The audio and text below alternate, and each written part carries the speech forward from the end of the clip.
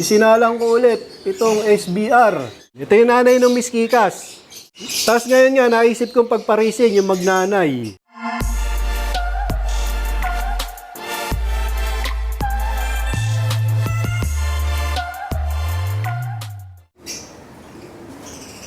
Serbungal!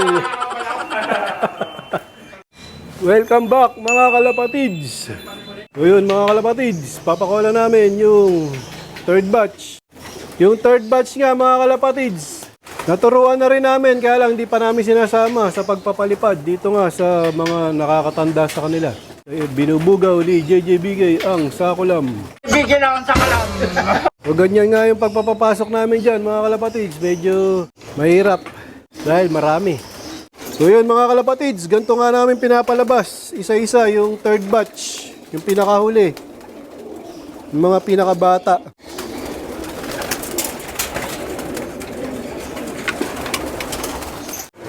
Ito may puti sa ulo, brown.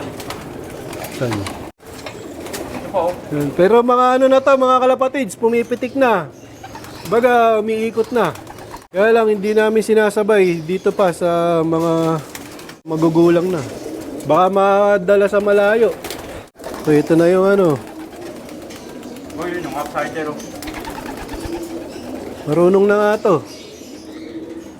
Baga ano na to, batcher na to mga kalapatids. Oh, dalawa yan. Pares barako, magkapatid. Halos magkakamukha na kasi sila eh. Yung tinitingnan na lang namin dito mga kalapatids. Kaya nga kami may mga palatandaan. Ayan. Trap. So ito yung kapatid ng Miss Kikas. Ano nga to, hindi mahirap turuan. Hindi sila walain. Andito pa yung mga kapatid niya. Buo pa rin sila. Hindi walain yung ano nito, lahi. Sa turo Ewan ko lang sa karera. So ito yung isang kapatid niya oh. So Kikas din yan. Naka ano, PHA. Ayan, bilis nga maglugon nito yo. Ayan oh. Tatlo na lang yung ano. Oh. Ayan oh. Nagpaparis na. Tapos ito yung mga kapatid niya. Ayan oh. Ito, mga naka-superset. Mas ano to, mas bata ng konti. Ha? Kaysa ron? Kesa doon, oh, mas maedad yun. Ito, ano, barako yun, babae. Ito pa isa, oh. Kikas din yan. Marami pa yung magkakapatid. Walang nawawala pa. Ito pa isa, Kikas din, oh. Ito yung ano, pangalawa sa pinakabata. Ito mukhang hen. Ito nga yung isa sa mga ano, magugulang na dito, mga kalapatids. Ito, yung lahi ng Grisel ni Idol Barkley. Saka ni Idol Edwin Muli. Ayan o. Halos kaedad nung ano, Kikas. Oh, magkakabatch yan, unang batch. Ayan o. Barako. Ito pa, nestmate. Ganun din. Para mas matanda to. Oh. Ano lang ba ngayon? August. Ang aga. Halos kompleto na yung ano, balahibo nila oh. So, ito na nga yung mga pinakawalan ko na third batch. Mga kalapatids. Ayun, yung iba nagliparan na. Ayun oh. Ito yung iba. Tapos yung isa na nasa viewing, yan nga yung nahuli sa Angono, yung sinuli ng Santos Brothers.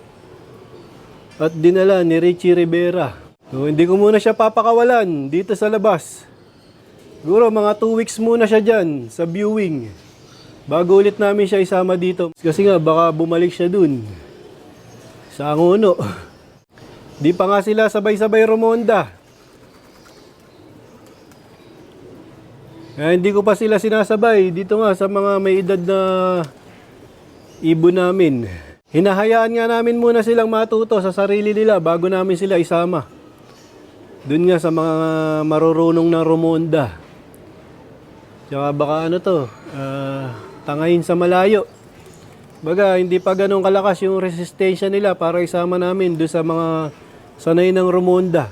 Kapag nakita ko ngang marunong na silang rumonda ng sabay-sabay, tsaka yung malalakas na silang magsiikot o mag-ranging, yan, sasabay ko na sila sa mga pinaparonda na namin na first batch at second batch. Ngayon ko lang ulit nga sila napakawalan kasi nga naging busy tayo mga kalapatids. O dito nga sa batch na to mga kalapatids, tingin ko mayroong more ronda na.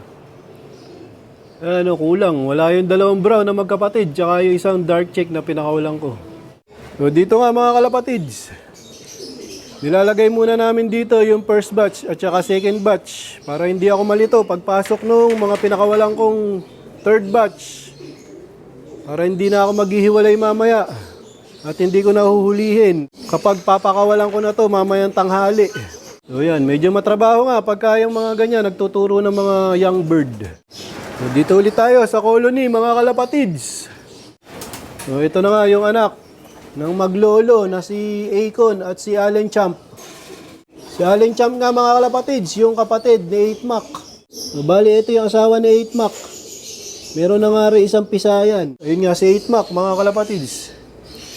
So, tapos ito si Major Payne, may pisa na rin, dalawa. So, tapos meron na rin inakay.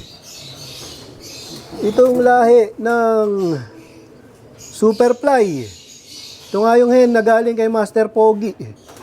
So parang dalawa pa yata ang pinisa niya mga kalapatids. Dalawa nga. Yan, dalawa. Yan, maganda yung pagkakapisa. Galing, halos sabay oh. Pagka nga ganyan mga kalapatids, ibig sabihin healthy yung mga inakay pagka halos sabay na pipisa. Yan oh, ganda ng inakay. Malinis yung pusod. Isa. Maganda rin yung pagkakapisa niya mga kalapatids. Magandang pang stock to. Malalakas na inakay. Mga ano nga yan, lahi ni Superfly. Mr. Bong! Bungal. Mr. Bong. So, dito naman mga kalapatids, isinalang ko ulit itong SBR. Ano nga yung bong? So ito nga yung hen na SBR Banlun.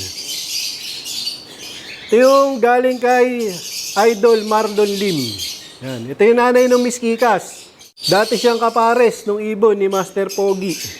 So yung ibon ni Master Pogi, kaparisan ko ng iba. Binaklas ko muna, pinagpahinga ko.